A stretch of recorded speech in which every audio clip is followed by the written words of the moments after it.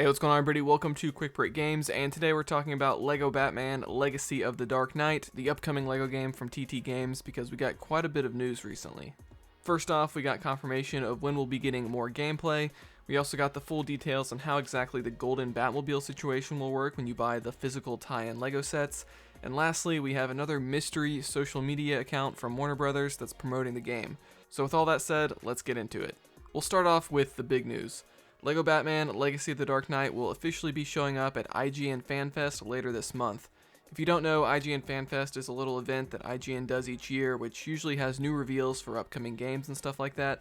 Well, LEGO Batman is now confirmed to be there. IGN posted this on X, hashtag IGN Fan Fest is back. Tune in February 25th through 26th for exclusive reveals from LEGO Batman, Mortal Kombat 2, Scream 7, 007 First Light, and much more. So yeah, in just over 2 weeks from this video coming out, we're going to get some significant information on the game. Jonathan Smith, the strategic director and head of development team at TT Games, is confirmed to be speaking there as well. And you might remember him from Gamescom, as he was the one on stage back when the game was first revealed.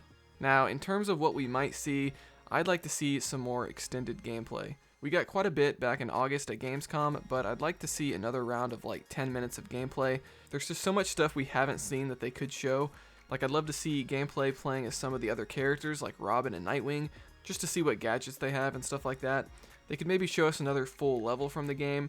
And another thing I'd really like is more of the open world. The game has 4 large islands to explore, but they've really only showed us the smallest one, the Tri-Corner Island, so hopefully we can see some of what those other ones look like soon. And then lastly, I don't think this is very likely, but it would be awesome if they revealed that the Batwing was flyable in the game, or I'd even take the Batboat as well. Unfortunately, it is looking like this game will only have land vehicles, but man, having air and water vehicles like LEGO Batman 1 and 2 would make for an epic reveal at this event. Now let's shift gears and talk about golden Batmobiles. If you aren't aware, there will be 4 physical LEGO Batman sets that include a code for DLC in the game. 3 of them are Batmobiles, so you got the 2022 The Batman Batmobile, the 2016 Batman vs. Superman Batmobile, and the 1997 Batman and Robin Batmobile, which are all $30 each and give you golden versions of those Batmobiles in-game. It's confirmed that the standard non-gold versions of these Batmobiles will be available in the game, but if you have these LEGO sets, you can just unlock them early. And then there's also a 4th set, the Batman logo set, for $80, which will give you a golden variant of Batman himself in the game. We knew most of this information already. I actually made a video about it back in October, but now we have some new information. Or at least I thought. So this article from blocksmag.com called How to Unlock Gold Batmobiles in LEGO Batman Legacy of the Dark Knight has actually been up since October 9th of last year, and somehow myself and it seems like everyone else is just now discovering it. But what's awesome about this article is that it has direct quotes from a TT Games developer about this whole situation, so let's read this part here. The fun doesn't stop there though, because the codes can also be used together if fans buy all of the sets. If you tie these sets to your LEGO account, you'll get a code to enter into the game and you will unlock one of these versions in the game itself. That's the only way you'll be able to unlock these in-game, says TT Games executive producer Matt Ellison. The other thing we're doing is if you buy all 3 of these sets and redeem all 3 of them in-game, you will get an extra reward as well, which is a red brick that will basically put a gold effect around your character or your vehicle as you're playing. Again, this will be the only way you're going to be able to get that effect in the game. Very interesting here. So now we have an exclusive red brick being added to the game for having all 3 of the LEGO Batmobile sets, which is going to cost you close to $100 after tax. I'm sure there's going to be a lot of people that are not going to like this, but look, the red brick is a completely cosmetic thing. It just puts a gold effect around your character or vehicle, and that's it.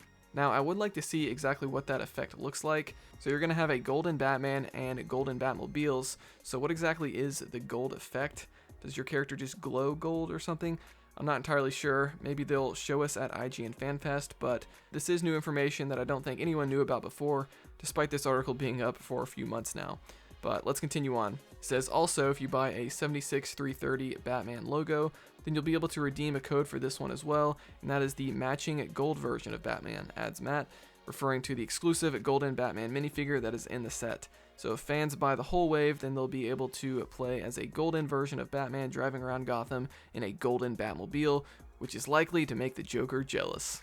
So yeah, we have $90 worth of Batmobiles, plus an $80 Batman logo set for about $170 plus tax, in LEGO sets to truly get all the gold variants as well as the gold effect red brick. This does also seem to confirm that these codes will be redeemable one-time use codes tied to your LEGO account, not infinite use cheat codes that we've seen for past TT LEGO games. I know this bit of news is probably going to be a bit controversial, so let me know your thoughts on all this in the comments below. Okay, now lastly here, let's talk about a new social media account that's popped up. If you remember last month, there was this Gotham Istagirl39 Instagram account from Warner Brothers, which was kind of stealth promoting the game. Well, now we have another one. This one was found by this Brazilian account on X, so shout out to him. This one's called Denny O'Neil Stan, which is a tribute to the Batman writer and editor. Now, I'm not entirely sure what social media this is on. Someone let me know in the comments below because I tried to look for it on Instagram and it wasn't there. But anyway, the post says, "Was out on the town feeling funny, so I took a photo just for laughs." And what we can see here in the background is our first full look at the 1989 Jack Nicholson Joker in the game, with Batman swooping down behind him.